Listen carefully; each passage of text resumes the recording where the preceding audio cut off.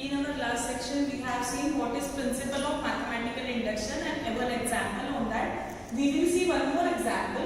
We are having proposition as 1 plus 2 plus 3 plus n is equal to 1 by 2 n into n plus 1. So according to our principle of mathematical induction, what we will do? Put value of n is equal to 1. So this value will be 1. We have kept here n is equal to 1, 1 plus 1.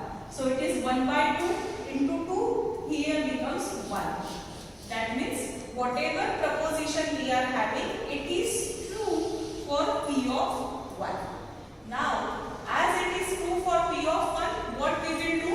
We will put n plus 1 at both the sides in our step 2. So, we will be adding n plus 1 to both sides. So, 1 plus 2 plus 3 plus n plus n plus 1. This we have added is equal to 1 by 2 n into n plus 1 plus n plus 1. This is what we have added because in our next step we have to put the value n plus 1 at both the sides.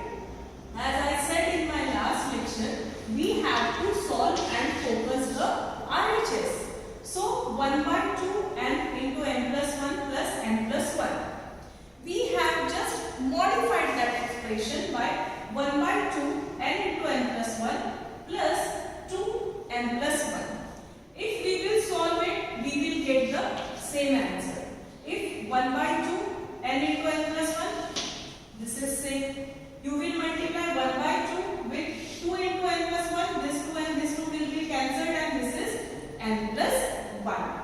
So now as we have received 1 by 2 n into n plus 1 plus 2 into n plus 1, how we will solve it? Because you are getting the same term in the bracket, that's why it will be n plus 1 and n plus 2. So we are getting the RHS as 1 by 2 n plus 1 n plus 2, which is the next term. We can see this was our proposition 1 by 2 n into n plus 1. The next term will be n plus 2. So we can see over here we have received the next term, that is n plus 2, and that's why this proposition is true for P of n plus 1 whenever your value of n is greater than or equal to 1. So the same funda we have applied by the principle of mathematical induction. We have put the value of n is equal to 1. We are getting both the values same. That's why your proposition is true for P of 1.